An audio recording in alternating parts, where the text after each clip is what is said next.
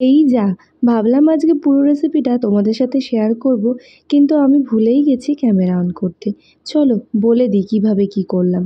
এখানে ছাতু নিয়েছি, ছাতুর মধ্যে কুচনো পেঁয়াজ আর কাঁচা লঙ্কা। সবার ফার্স্টে কাঁচা লঙ্কা আর কুচনো পেঁয়াজটাকে নুন দিয়ে মাখিয়ে রেখেছিলাম। অবশ্যই বিট নুন হতে হবে।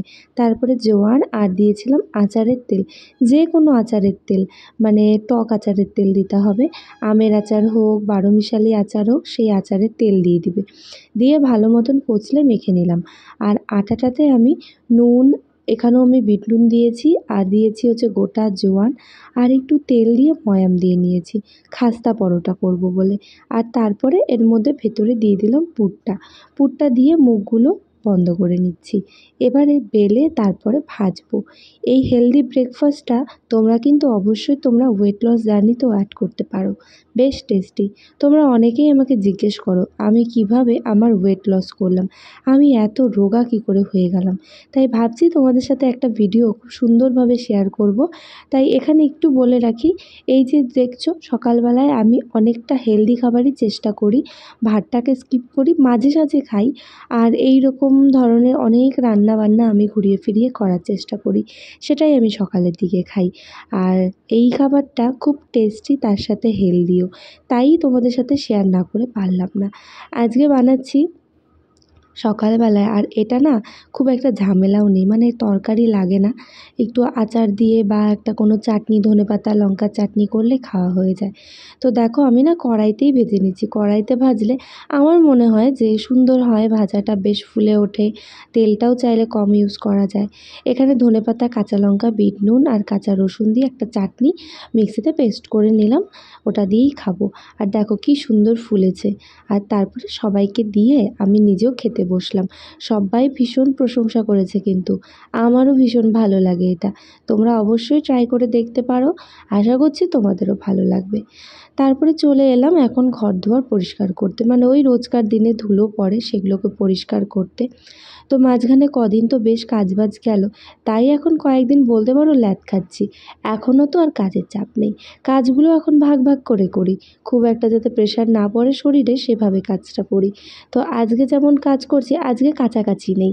কদিন আগে একবারে এত কিছু কেচেছি যে বর্তমানে কাচাকাচি সেরকম নেই বললেই চলে, নিত্যদিনের জামা কাপড় ছাড়া আর কি।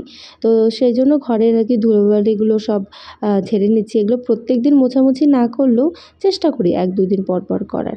তো খাট, ড্রেসিং টেবিল সমস্ত কিছু ঝেড়ে ঠেড়ে আমার ঘরটা পরিষ্কার করে নিলাম।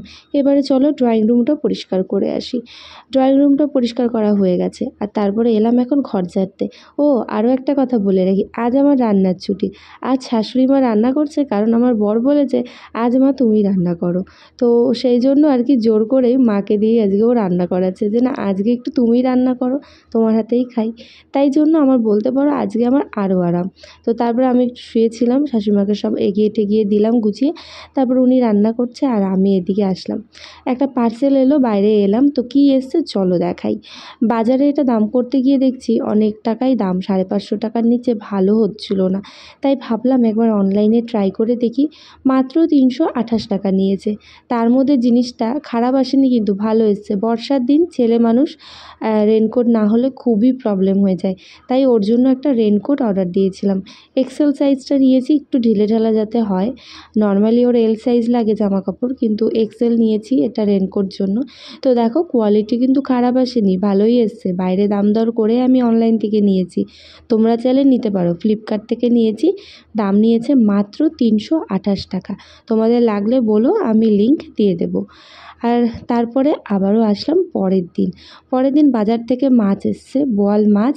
এই মাছগুলো রান্না করবো। আর এখানে দেখো 1 কন্টেনার মাছ, মাছের মাথা আর মাছের ডিম রয়ে গেল, এটা রেখে দিলাম। এতগুলো আজকে রান্না করে তো লাভ নেই। তো যাই হোক, মাছ এনেছে তো এনেছে, কিন্তু আরও একটা জিনিস এনেছে, কিন্তু বাড়িতে এই বাজারটা আনলেও আমার খাওয়া ভাগ্যে নেই, আমার কপালে সেই খাওয়াটাই নেই। কি আর করা যাবে, চলো দেখাই কোন খাবার আমার ভাগ্যে নেই।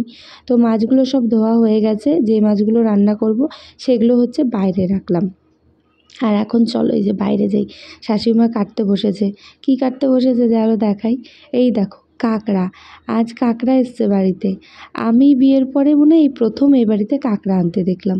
আসলে আমার কাঁকড়া খাওয়া বারণ। বারণ বলতে কাঁকড়া চিংড়ি এগুলোতে আমার মারাত্মক প্রবলেম হয়, মানে আমার জীবনটাও চলে যেতে পারে, এতটাই বাজে প্রবলেম হয়। সেই জন্য আমি কোনো দিনও খাই না, এমনকি এটা আমি রান্না করতেও পারি না, আমার গন্ধেই কষ্ট হয়। কিন্তু আজকে নিয়ে এসছে, তো শাশুড়ি মাই রান্না করবে, ও বললো মাকে রান্না করতে। সচরাচর আমি যেহেতু খেতে পারি না, তাই আমার বাড়িতে না এগুলো আনেও না। তো আজকে আনলো, অনেক দিন পর বাজারে কাঁকড়া উঠেছে, তো শাশুড়ি মা এখানে কাঁকড়াটা কাটতে বসেছে। আমি তারপর রান্না এদিকে চাপিয়ে দিলাম। এই যে কাঁকড়া দেখো কেটে বেছে ধুয়ে রেখেছে, আমি এখানে মাছ ভেজে তুললাম। ডাঁটা আলু দিয়ে কালো জিরা বাটা দিয়ে মাছের ঝোল করব। ফার্স্টে কড়াইতে হচ্ছে আলু আর ডাঁটাটা একটু ভেজে এখানে জিরে আর হচ্ছে লঙ্কা বাটা দিয়ে দিলাম, একটু কষিয়ে নিয়েছি। তারপরে দিয়ে দিলাম কালো জিরে বাটা। কালো জিরেটা আমি পাটায় বেটেছি। কালো জিরে বাটা দিয়ে না মাছের ঝোল খেতে ভালোই লাগে। তো তারপরে দেখো কষিয়ে নিলাম, কালো জিরে বাটা দিয়ে খুব বেশি কষাতে হয় না, তাহলে তেতো হয়ে যাবে। তারপরে আর কি মাছ দিয়ে দিচ্ছি, জল দিয়ে দিচ্ছি, আর ঝোল ফুটে উঠলে নামিয়ে নেব। এরপরে হচ্ছে পাট শাক হবে আর হবে কাঁকড়া। তো শাশুড়ি মাই করবে কাঁকড়া, বললাম আমার রান্নাটা করে আমি হচ্ছে সবটা নামিয়ে রাখলাম। আমি কাঁকড়া চিংড়ি কোনো কালেই খেতে পারি না, আমার এত কষ্ট হয় কি বলি তোমাদেরকে। তারপরে আমি ছাদে এলাম কারণ হচ্ছে শুকনো লঙ্কা এনেছে কতগুলো, তো সেগুলো হচ্ছে একটু রোদ দিলে পরে বেশ ভালো হবে। তো নিচে রোদ দিচ্ছি কদিন থেকে, কিন্তু রোদটা ভালো হচ্ছে না, আসলে নিচে তো খুব একটা রোদ পায় না, তো সেই জন্য। তাই ছাদে এলাম, ছাদে আজকে কি রোদ, গাছগুলো সব নেতিয়ে গেছে, বিকেল হলেই গাছে জল দিতে হবে। তাই এখানে শুকনো লঙ্কাগুলো মেলে দিয়ে চলো এখন ঘরে যাই, আমি নিজেই থাকতে পারছি না, এত রোদ আজকে। চাপা দি, একটা কিছুতে চাপা দি। ও রোদ, গাছগুলোর সব কি অবস্থা, এগুলোকে এখন জল দিতে হবে, যাতে রোদেও তো জল দেওয়া যাবে না। আজ যে কি গরম পড়েছে বলার বাইরে, পুরো মানে থাকা যাচ্ছে না ঘরে। গরমের চোটে মানে বিছানা থেকে শুরু করে সব মনে হচ্ছিল কি মানে যেন গরম তাওয়া। পরে হচ্ছে এসি চালিয়ে ঘরটা এতক্ষণে খুব ঠান্ডা হয়েছে। তো দিনের বেলায় খুব কম চালাই, দিনের বেলায় এটা যখন কাজ হয়ে একদম ফাঁকা হয়ে আসি তারপরেই চালাই। ওই কুচকাচ চালিয়ে তো লাভ নেই, কারণ কাজের মধ্যে থাকি। তা আজকে বলতে পারো ওই ল্যাদ খেয়েই কাটালাম, যতটুকু কাজ না করলে না সেরকম করছি। মাঝে মাঝে কাজ যখন খুব বেশি থাকে তখন একভাবে করি, আর যখন একটু কাজ কম করলেও হয় তখন এইভাবে একটু ল্যাদ খাওয়ার চেষ্টা করি আর কি, যে প্রয়োজনীয় যে কাজগুলো না করলে হয় না সেগুলো করে। তা আমার দেখতে পাচ্ছ চোখ পুরো ফুলে গেছে। তো মানে এই কষ্টটা যার আছে তার শত্রুর প্রয়োজন হয় না। আমার গতকাল রাতে কি পরিমাণে যে মাইগ্রেনের ব্যথা উঠেছিল আমি তোমাদেরকে বলে বোঝাতে পারবো না। আমার বিয়ের আগে প্রচণ্ড পরিমাণে মাইগ্রেন ছিল, তো সেটা বিয়ের পরে আমার অনেকটাই কমেছে, আছে যদিও, কিন্তু কালকে উঠেছিল অনেক দিন পর, মানে এতটা বাজেভাবে। তো সেই জন্য না আমার চোখ ফুলে গেছে, এই চোখটা একটু বেশি ফোলা, মানে চোখ খুলতে পারছি না, আজকেও চোখ খুলতে পারছি না, একটু কষ্ট হচ্ছে। কালকে আমি ভীষণ কষ্ট হয়েছে, বমি করে ফেলেছি, এত ব্যথা আমার মাইগ্রেনের, মানে যখন ব্যথাটা ওঠে তখন মানে কিছুতেই কিছু হয় না, এত ব্যথা হয়েছে। পরে একটা ওই গ্যাসের ওষুধ খেয়েছি, কারণ গ্যাসের থেকেও না মানে মাইগ্রেন হলে একটা গ্যাসের ওষুধ খেলে আরাম হয়। তো সেটা খেয়েছি, পরে ঠান্ডা সেক দিতে দিতে পরে রাতে ঘুমিয়েছি। তো সকালে একটু বেটার, কিন্তু এখনও রয়েছে, আমার চোখ ফুলে আছে এখনও দেখতে পাচ্ছ। তাকাতে আজকেও প্রবলেম হচ্ছে, যার মাইগ্রেন আছে সেই জানে।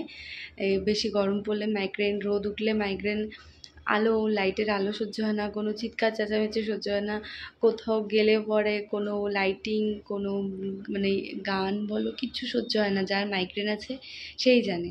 তো চলো আজকে ব্লগটা এখানে শেষ করি, দেখা হবে তাহলে পরের ব্লগে, টাটা।